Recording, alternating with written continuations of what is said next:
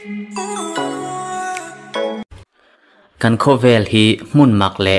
thil tam tak soifia theilo na na mun ania engwanga thlenge ti soifia tumchu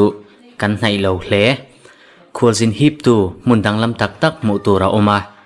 chuba ka researcher te pon heng mun te hi anto na sa hle tuntuma chuan khovela le hip na in zia anei lo na mun kan tar lang do nga science fiction te po ang mai thei mase heng mun te hi aum tak tak ane Oregon USA a in maktak hei hi io yang nge oilowang ka shelo nain ram hnuai pilril taka kebin lian vak lo chu Oregon vortex a sak ane aram mi diktak Native Americans te chuan helai mun hi khomul kal phallo na Forbidden Land in an gowa kalan phallo ane an soidanin helai hmuna hian spherical force field ang tak thuan soya achan ve chu leichunga ni in achan vedang le chu leihnuaya ane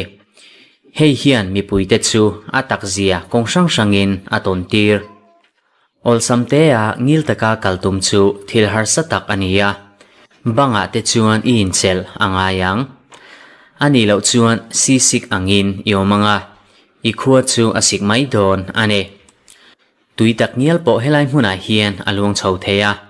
thil mum eng thil po makdeu main tlang chip lam hoin alir chho thei mitam tak chuan hetianga leihip na danglam tak helai hmuna awma wang hian leihnuaya chuan thil dik lo awman ring nangin enge nia irin vele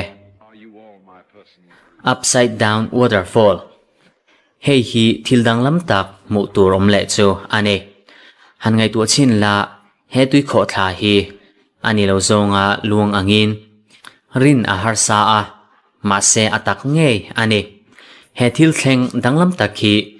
chile rama thleng ania ni masela doilam thil ero ani haulo voi khat muna chuan magic lam te po ang view mai thei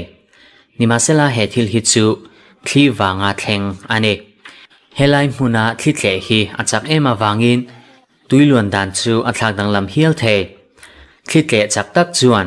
tuiluang kha chu chunglam zong chuan achem chhota dai ane tui kho thlang na tur hi fit somriat vela sang ania ni masela thli chak tak local chuan tui ri tak chu achem chho thei tlat thung Spook Hill Lakes Florida hei hi mun pakhat danglam le chu ni in helai hmuna hian leihip na chu apangai lova atlo tu te chu ati phur thin hle bok kar te chu an mani chau poin tlanga chuan an tlan chho thei he tlang chungchang hi mana tangin soi aum to a an soidanin Indian chief le olelian tak chu helai hmuna hian anin beya chief chuan ole chu athata dil chu alo langta ane ti chuan hun rei vak lo aliam hnuwa chief chu athita a dil marlama chuan phum ane tuna chuan atharau hi spook hi la hian a cheng to a hei hian thil danglam tak a siam ane tin an soi Oregon vortex helai mun hi itloni chuan pathian thil siam ro puizia hi imu theyang ramsa te chuan helai muna kal hi an du lova sawa te pon an thlo dan chu an thlak tanglam vat thin helai mun hi Oregon vortex dia riat ania Grand Pass Oregon atanga mel som thum pakhata hla a vortex hi fitza som rupanga vela thui ania nimasela researcher te chuan alen zong hi ni som ko dana ein thak zia thin thu an soi amung dan chu alien emo atelamin thing in upato tak lian vak lo chu achunga chuan ama hei hi measuring station atan an mang train ni masala sang zari som ko khan rausan ania an man ro te chuan na thok thei to lo ane achunga hian ni lu tan chuan leihip na chak tak chu i kheyang leihip na chu achak ema wangin engal division velin dinaya dinil tumchu sheom itizokang leihip na chu achak ema wangin thil engmani tak potu omang hian a hriat thei ceiling a hian ball khai ni chuan vortex light tak lam hoin ball hi a on thei vortex light ka hian cigarette zukin mei khu chu an zial chho theya chu baka sui kor tam tak chu vor chho ta la thong le vir te chiang mai in a vir kual thei bo hi magic tik tak ani ti vem eng ngai be dan